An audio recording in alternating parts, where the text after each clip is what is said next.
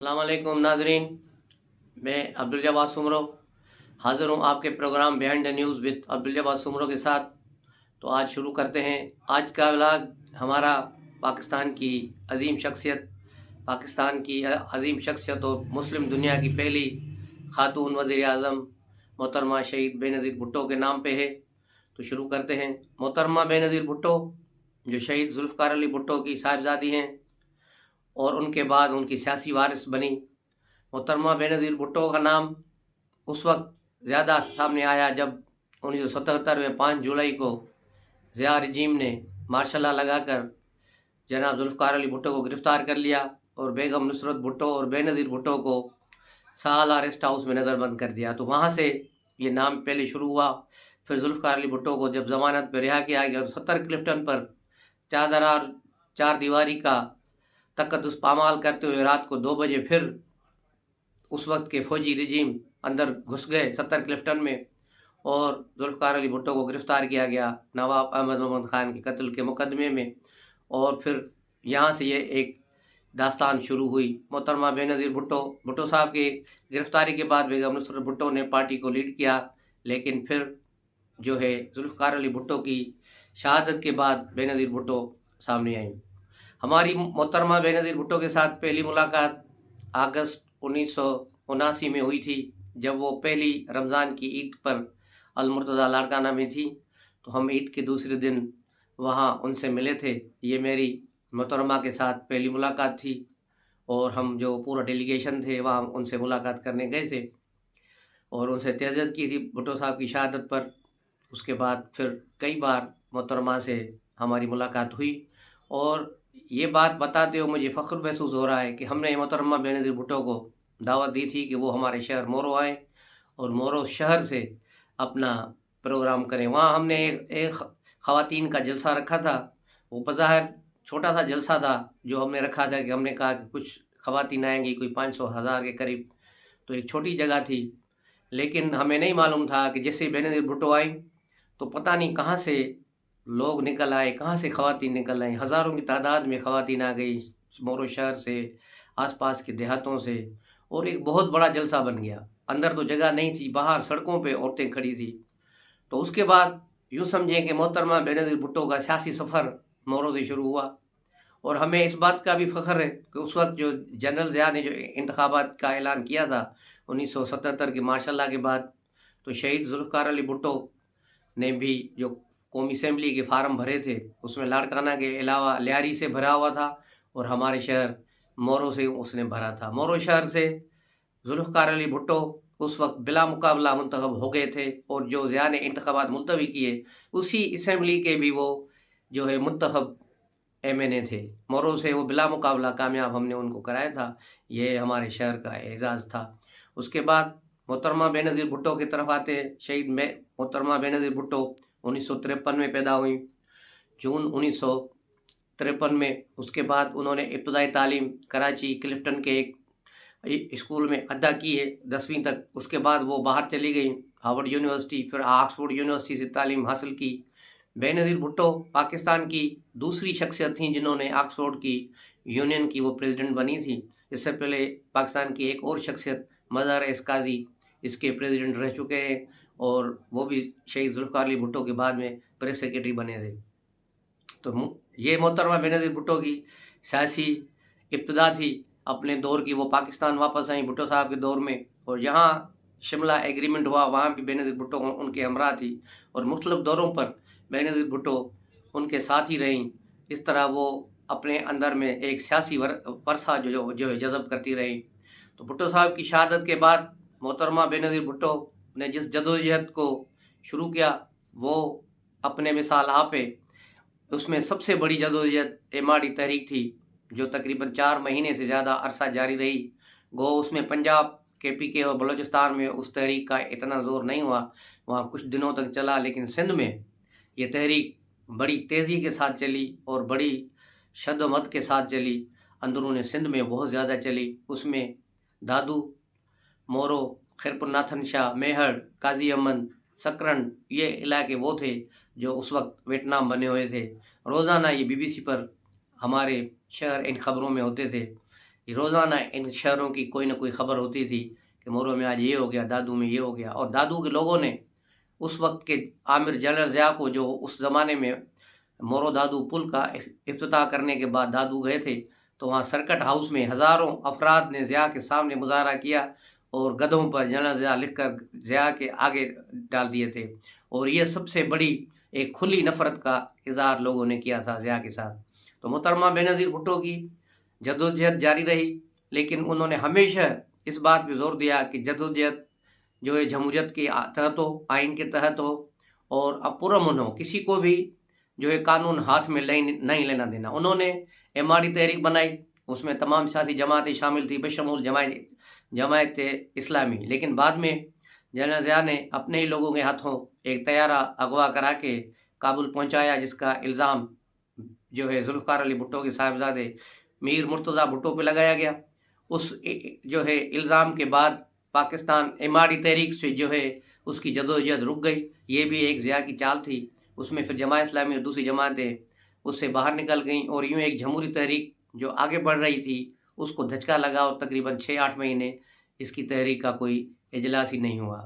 اس زمانے میں بھی ہم نے یہ جو ہے سوال کیا تھا محترمہ سے کہ یہی لوگ تھے جنہوں نے اسلامی جمہوری اتحاد جو PNA بنا تھا، پاکستان جو الائنس بنا تھا جس نے بھٹو صاحب کے خلاف چلی، وہی لوگ پھر آپ نے MRD میں شامل کیے۔ تو بے نظیر بھٹو نے کہا تھا کہ یہ ممکن نہیں کہ ایک فوجی عامر کے خلاف اکیلے سر جدوجہد کر کے کامیابی حاصل کی جائے، اس کے لیے ضروری ہے کہ کچھ لوگوں کو ساتھ ملایا جائے، ان کے ساتھ مل کر جو ہے چلا جائے۔ ہم جمہوری لوگ ہیں اور جمہوریت کے ساتھ چلیں گے، لوگوں کو ساتھ لے کے چلیں گے اور انشاءاللہ کامیابی ہماری ہوگی۔ تو اس کے بعد پھر محترمہ بے نظیر بھٹو کافی عرصہ جیل میں رہی۔ پہلے انہیں نظر بند رکھا گیا گھروں میں، 70 کلفٹن پہ نظر بند رہی، لیکن اس کے بعد باقاعدہ انہیں جیل میں منتقل کیا گیا اور انہیں سخت جو ہے سزا دینے کے خیال سے سکھر سینٹرل جیل میں رکھا گیا۔ سکھر سینٹرل جیل وہ جگہ جہاں گرمیوں میں شدید گرمی ہوتی ہے، وہاں ہمارے کچھ دوستوں نے جب محترمہ کے سیل میں برف کی سلیاں بھیجیں کہ آپ کو بہت گرمی لگ رہی ہے تو یہ برف رکھ لے اپنے سلی میں تاکہ کچھ آرام آئے، تو محترمہ بے نظیر بھٹو نے وہ برف کی سلیاں واپس کر دی تھی اور کہا تھا کہ ضیاء الحق میرا جو ہے استحکام دیکھنا چاہ رہا ہے، میرا صبر اور استقامت دیکھنا چاہتا ہے، اس لیے یہ چیزیں مجھے نہیں چاہیے، میں اس عامر کا ڈٹ کر مقابلہ کروں گی۔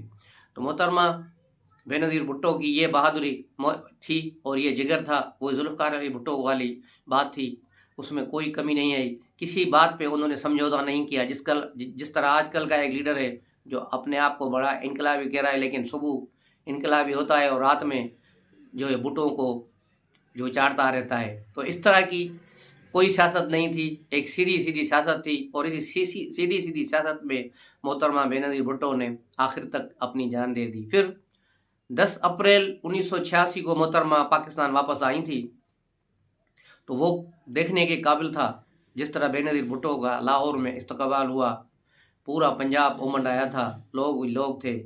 میں خود اس وقت اسلام آباد میں تھا، وہاں سے ہم رات کو نکلے اور تقریباً 2 بجے کے قریب ہم لاہور پہنچے تھے، لیکن ایئرپورٹ روڈ پہ جاتے ہوئے ہمیں ایئرپورٹ سے بھی تقریباً 2 کلومیٹر دور جگہ ملی تھی رکنے کے لیے، اتنی وہاں رش تھی۔ اور دوسرے دن اسی دن صبح کو تقریباً 6:30 بجے محترمہ نے لینڈ کیا، اور وہاں سے وہ جلوس چلا اور چلتے چلتے کوئی 4 بجے کے قریب مینار پاکستان تک پہنچے تھے، اور اتنا بڑا ہجوم، اتنی بڑی رش کہ مینار پاکستان فل، داتا دربار اور سامنے جو جتنے بھی راستے ہیں وہاں پر وہ سارے فل تھے۔ یہ اتنی بڑی کراؤڈ، اتنا بڑا جلسہ پاکستان کی تاریخ میں ابھی تک پھر کبھی نہیں ہوا۔ اس کو محترمہ بے نظیر بھٹو نے خطاب کیا۔ اس کے بعد محترمہ بے نظیر بھٹو پورا مہینہ پنجاب میں چلیں، پنجاب کے مختلف شہروں میں جلسے کیے، پھر وہ کراچی میں آئیں، تو کراچی میں بھی پہلی بار قائد اعظم کے مزار کا جو گراؤنڈ ہے اس پر کسی نے اگر جلسہ کیا تو وہ محترمہ بے نظیر بھٹو تھی، کیونکہ یہ بہت بڑی جگہ ہے، اس کو بھرنے کے لیے لوگ چاہیے۔ تو وہ جگہ پہ اتنی بھر گئی کہ وہاں تو جگہ نہیں تھی، لیکن باہر آس پاس کی سڑکوں پر بھی جگہ نہیں تھی۔ یہ محترمہ بے نظیر بھٹو کے ساتھ لوگوں کی محبت اور عقیدت تھی، پیپلز پارٹی کے ساتھ لوگوں کی عقیدت تھی، اور میں محترمہ بے نظیر بھٹو جو ہے مسلسل جدوجہد کرتی رہیں۔ پھر 17 اگست کا واقعہ ہوا جس میں ضیاء جو ہے ہلاک ہو گئے۔ جنرل ضیاء کی موت کے بعد جنرل اسلم بیگ نے اور غلام اسحاق خان نے انتخابات کا اعلان کر دیا، اور پہلے انتخابات میں पाकिस्तान पीपल्स पार्टी को कौमी असम्बली में बड़ी कामयाबी हुई, लेकिन जिस तरह ये जो इलेक्शन को मैनेज करते हैं तो इन्होंने सूबाई असम्बलियों को मैनेज किया और पंजाब में पीपल्स पार्टी को हरा दिया ताकि पंजाब की हुकूमत पीपल्स पार्टी को न मिले। 1977 के बाद मुसलसल आज तक पीपल्स पार्टी को पंजाब में जो है हुकूमत बनाने नहीं दी गई। 2-3 मरतबा पीपल्स पार्टी वहाँ से भारी अक्सरियत जीती है, लेकिन उसके बावजूद ऐसी हालात पैदा कर दिए जाते हैं कि पीपल्स पार्टी चंद सीटों से पीछे रह जाती है और वहाँ हुकूमत नहीं बनाने देती। ये खुफिया हाथ जो चल रहे हैं, ये खुफिया हाथ इनकी वजह से ये हो रहा है। मोहतरमा बेनज़ीर भुट्टो 2 मरतबा पाकिस्तान की वज़ीर आज़म बनी। पहली बार 1988 में बनी और दूसरी बार 1993 से 1996 तक बनी। आखिरी गवर्नमेंट जो है इंतहाई मजबूत गवर्नमेंट थी, लेकिन हामिद मीर ने एक इंटरव्यू में बताया था कि बेनज़ीर भुट्टो की हुकूमत के ख़ात्मे से तकरीबन 3 महीने पहले नवाज़ शरीफ ने मुझे बताया था कि जल्द पीपल्स पार्टी की गवर्नमेंट ख़त्म होने वाली है और हमारी हुकूमत बनेगी। तो हामिद मीर ने कहा तो मुझे तो उस वक्त ऐसे आसार नज़र नहीं आ रहे थे कि किस तरह पीपल्स पार्टी की गवर्नमेंट ख़त्म होगी और ये होगा, लेकिन फिर ऐसा ही हुआ। 21 सितंबर को मुर्तज़ा भुट्टो को शहीद किया गया अपने ही घर के बाहर गोलियां मारकर, जिसके बाद पीपल्स पार्टी की गवर्नमेंट कमज़ोर हो गई और फ़ौरन पीपल्स पार्टी के ही सदर ने गद्दारी की, फारूक लगारी ने, और 52B का इस्तेमाल करते हुए बेनज़ीर भुट्टो को जो है बर्खास्त कर दिया। उसके बाद फिर नवाज़ शरीफ इक़्तिदार में आए। ये सारा किस्सा हामिद मीर का यूट्यूब पर भी मौजूद है, आप इसको देख सकते हैं। क्योंकि मैं इसको यहाँ नहीं चला सकता क्योंकि फिर इसमें कॉपीराइट का इशू होता है, इसलिए आप वो देख सकते हैं। उसके अलावा मोहतरमा बेनज़ीर भुट्टो फिर जब मुशर्रफ का दौर आया तो पाकिस्तान से बाहर चली गई और काफ़ी अरसा जलावतन रही। फिर इनका मुशर्रफ क्योंकि जब परेशान हो गया सियासी तौर पर और अंदर से भी उसको इदारों का भी दबाव बढ़ गया, अमेरिकन का क्यों जो जंग इसने लड़ी उसके बाद फ़ौज की तरफ से भी था कि मुशर्रफ जो है जान छोड़े, तो इसने जो है पीपल्स पार्टी के साथ राब्ते किए मुख्तलिफ मुल्कों के सरबराहों के ज़रिए और बेनज़ीर भुट्टो के साथ 2 मरतबा दुबई में मुलाकातें की। उसके बाद जाकर ये इनका पाकिस्तान आना हुआ, जिसको NRO कहा गया, लेकिन NRO से सबसे ज़्यादा फ़ायदा दूसरे लोगों ने उठाया। पीपल्स पार्टी वालों के वो केस ख़त्म किए गए जो नवाज़ शरीफ ने जाली केस बनाए हुए थे। तो इस तरह बेनज़ीर भुट्टो साहबा वापस आई, लेकिन उन्हें वापस नहीं आने दिया जा रहा था। मुशर्रफ ने आखिर में भी उन्हें फ़ोन करके कहा कि फ़िलहाल आप पाकिस्तान ना आएँ, पाकिस्तान आपके लिए सेफ़ नहीं है, यहाँ आपके लिए ख़तरे हैं, पाकिस्तान ना आए। लेकिन उसके बावजूद मोहतरमा बेनज़ीर भुट्टो ने पाकिस्तान आने का ऐलान कर दिया और वो कराची पहुँची और 18 अक्टूबर को जो है आपने देखा कि किस तरह ब्लास्ट हुआ 2007 को, और उसमें तकरीबन 200 कारकुन शहीद हो गए। बहुत से कारकुनों की जो बरसात लाश ले गए, लेकिन तकरीबन 150 से ज़्यादा जो कब्रें हैं गड़ी खुदा बख्श में बनाई गई, लोगों को वहाँ रखा गया है। तो मोहतरमा बेनज़ीर भुट्टो वो थी कि रात को एक खुदकश हमला हुआ है और दूसरे दिन वो तकरीबन 12 बजे फिर सिविल हॉस्पिटल, जना हॉस्पिटल और मुख्तलिफ जगहों पे अपने कारकुनों को देखने चली गई जो ज़ख्मी थे। तो ये थी वो दिलेर औरत। उसके दूसरे दिन बाद वो फिर कोयटा चली गई जलसा करने के लिए। वो कहीं रुकी नहीं, किसी खतरे से घबरा कर पीछे नहीं हटी। यहाँ तो वज़ीराबाद में एक देसी पिस्टल से किसी ने दूर से फायर किया तो वो लीडर उस वक्त से लेकर आज तक घर में छुपा हुआ है, बाहर ही नहीं निकल रहा। तो यहाँ ये जो फ़र्क पड़ता है, ये फ़र्क पड़ता है कि लीडर कौन है, आवाम का लीडर कौन था, आवाम में रहना कौन जानता था, कौन निडर था, कौन दिलेर था। आखिरी दिन पर लियाकत बाग में 7 दिसंबर को मोहतरमा बेनज़ीर भुट्टो को सख्ती से मना किया गया एजेंसियों की तरफ से। एजेंसियों ने और बाहरी एजेंसियों ने भी, खुद अमेरिकन एजेंसी की भी रिपोर्ट है कि CIA ने भी जो रिपोर्ट दी थी कि मोहतरमा बेनज़ीर भुट्टो वहाँ न जाए। मोहतरमा बेनज़ीर भुट्टो उसके बावजूद कहा कि कुछ भी हो सके मैं पीछे नहीं हट सकती, मैं कायरों की तरह पीछे बैठ कर नहीं देख सकती। तो ख़ुद जलसागाह में आई, वो जलसा के बाद निकली तो उन्हें गलत ट्रैक पे उनकी गाड़ी को लगा दिया गया। ये एक बड़ी साजिश थी। तो उनको जिस ट्रैक से जाना था उस ट्रैक पे वो नहीं गई, उस दूसरे ट्रैक पर उनकी गाड़ी को मोड़ दिया गया। जो पिंडी एक मेन मरी रोड रास्ता है, एक दूसरा रास्ता जो अंदर से घूम के राजा बाज़ार की तरफ जाता है, उसी रास्ते पर उनको शहीद किया गया। वो शहादत के वक्त उन पर गोलियां भी चली, एक ब्लास्ट भी हुआ और एक स्नाइपर शॉट भी हुआ। उसके बाद कल भी मैं देख रहा था एक चैनल पे ये चीज़ चल रही थी कि मोहतरमा बेनज़ीर भुट्टो की शहादत के बाद उसका दुपट्टा नहीं मिला। दुपट्टा मिलता तो पता चलता कि उसमें गोलियों का सुराख है या नहीं। लेकिन श्री रहमान ने अपने एक इंटरव्यू में कहा था कि मैंने उनकी जसद पे थी, मैंने देखा था कि गोली उनके सर के आसपास चली गई थी। एक पार से चली गई थी लेकिन दूसरी तरफ से नहीं निकली। इस पर बहुत सी कहानियाँ बनी। स्कॉटलैंड यार्ड भी एक टीम आई जिसको आसिफ ज़रदारी ने वहाँ बुलाया था, लेकिन पीपल्स पार्टी के दौर में उसकी फिर वो तहकीकात नहीं हो पाई। मुशर्रफ ने उसी रात जो है जाए वारदात को पानी डलवा कर धो दिया और यूँ जहाँ से उसके जो वारदात की जगह के निशानात थे सारे मिटा दिए गए। तो दूसरे दिन दूसरी कहानी बनाई गई। उस वक्त यही वज़ीर दाखिला एजाज शाह था जिसको बेनज़ीर भुट्टो ने कहा था कि ये लोग तीन, एक एजाज शाह, परवेज़ इलाही और मुशर्रफ, ये मेरे कातिल हैं, ये मुझे मारवाना चाहते हैं। तो इनके नाम शामिल थे। उसमें एजाज शाह का नाम था जो है इंटेलिजेंस का चीफ भी रह चुका है और वज़ीर दाखिला भी था। उसकी प्रेस कॉन्फ्रेंस ही उसने कहा कि नहीं, बेनज़ीर को जो है गाड़ी का लीवर लगा था सर में, उससे उनकी जो शहादत हुई है लेकिन पोस्टमार्टम नहीं हुआ। आसिफ ज़रदारी ने शायद पोस्टमार्टम नहीं करने दिया। पोस्टमार्टम होता तो शायद कुछ पता चलता। लेकिन मोहतरमा बेनज़ीर भुट्टो वो दिन आज का दिन 15 साल गुजरने के बावजूद आवाम के दिलों से नहीं निकली। आवाम के दिलों में मौजूद हैं, हम सब के दिलों में मौजूद हैं शहीद जुल्फ़िकार अली भुट्टो की तरह, और ये सदियों तक रहेंगे। और वो जो बेगैरत किस्म के लोग ये दावा करते हैं कि पंजाब में भुट्टो मर गया, सिंध में भुट्टो जिंदा है, इसीलिए यहाँ तरक्की नहीं हो रही। ये वो लोग हैं जो 1970 से जुल्फ़िकार अली भुट्टो के हाथों शिकस्त खा चुके हैं। वो शिकस्त खोरदा अनासर हमेशा ये बेगैरती का इजहार करते हैं। अभी भी PTI वालों का एक चल रहा था कि ढाका में मुजीब मर गया तो वहाँ ढाका ने तरक्की कर ली, लाड़काना में भुट्टो जिंदा है इसलिए लाड़काना ने तरक्की नहीं की। तो भाई ढाका जो है एक दारुल हुकूमत है, उसको तुम लाड़काना से कैसे मिलाते हो? उसे कराची से मिलाओ, इस्लामाबाद से मिलाओ, लाहौर से मिलाओ। तो ये चीज़ें हैं जो जुल्फ़िकार अली भुट्टो को तो कभी नहीं मार सकती।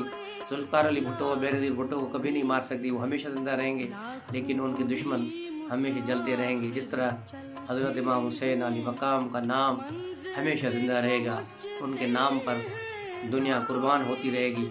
और यजीद बेगरत के पोलक भी आज तक मौजूद है, आज तक वो भी मौजूद हैं लेकिन थोड़ी तादाद में हैं। तो इस तरह ये भी भुट्टो के और भुट्टो के नज़रिए के मुखालिफ भी हैं। लोग कहते हैं कि भुट्टो को, बेनज़ीर भुट्टो को शहादत में किसने मारा? कोई थ्योरी पेश करता है कि आसिफ ज़रदारी ने, कोई कहता है अमेरिका ने, कोई कहता है किसने। लेकिन मेरी सोच, मेरी जो फिक्र है, मैं जो बात कर रहा हूँ वो साफ़ और सीधी है कि जुल्फ़िकार अली भुट्टो को मारने वाले कौन थे, बेनज़ीर भुट्टो को मारने वाले कौन थे, शाहनवाज़ भुट्टो को फ्रांस में जहर दे के मारने वाले कौन थे, मुर्तज़ा भुट्टो को शहीद करने वाले कौन थे? भुट्टो ख़ानदान को ख़त्म करने वाले वही लोग थे। वही एक सोच है, वही एक नज़रिया है। लोग बदलते रहे हैं, वो सोच वही चल रही है कि भुट्टो फैमिली को आगे नहीं आने देना, भुट्टो फैमिली को ख़त्म करना है। वही सोच, उसी ने इनको मारा। और आखिर में यही बता दूँ कि बैतुल्लाह महसूद ने 18 अक्टूबर के हमले के बाद ख़ुद बेनज़ीर भुट्टो को फ़ोन करके कहा था कि आप पर होने वाले हमले में मैं मुलव्वस नहीं हूँ, लेकिन कुछ लोग ऐसे हैं जिनको मैं जानता हूँ। लेकिन मोहतरमा बेनज़ीर भुट्टो के बाद, शहादत के बाद, बैतुल्लाह महसूद को ड्रोन हमले में हलाक कर दिया गया। अब ये जनूबी वज़ीरिस्तान और शुमाली जो है वज़ीरिस्तान के इलाके हैं, आपने देखे होंगे या सुने होंगे। 2 वज़ीरिस्तान हैं, लेकिन जो जनूबी वज़ीरिस्तान है उस पर कभी ड्रोन अटैक नहीं हुआ। बैतुल्लाह महसूद को जो मारा गया वो एक ही ड्रोन अटैक वहाँ हुआ अमेरिका की तरफ से, और बैतुल्लाह महसूद वो उसमें मारा गया। उसके अलावा बाकी सारे हमले वहाँ जो है जनूबी में हुए, वहाँ पर तालिबान पर और जो है TDP वालों पर हमले होते रहे, लेकिन वहाँ जहाँ बैतुल्लाह महसूद के इलाके में कभी नहीं हुआ, न उससे पहले न उसके बाद। सिर्फ बैतुल्लाह महसूद को मार दिया गया क्योंकि बैतुल्लाह महसूद जानता था कि इस पूरी वारदात के पीछे, इस साजिश के पीछे कौन था, तो उसको रास्ते से हटा दिया गया। उसमें कौन लोग मुलव्वस थे ये सोचना आपका काम है, लेकिन मेरी थ्योरी वही है कि ये सारी वही सोच है जो जुल्फ़िकार अली भुट्टो को जिसने मारा, ये वही सोच है जिसने बेनज़ीर को मारा। इस वही लोग हैं, इस जो पाकिस्तान की तरक्की पसंद सोच के कातिल हैं, जो पाकिस्तान में तरक्की होता हुआ नहीं देख रहे, ये वही सोच है। तो इसी पर हम आज की व्लॉग ख़त्म करते हैं। उम्मीद है आप दोस्तों को ये पसंद आएगा, और इंशाल्लाह अपने कमेंट्स में, अपने व्हाट्सएप में, अपने में इत्तला दीजिएगा। अस्सलाम वालेकुम।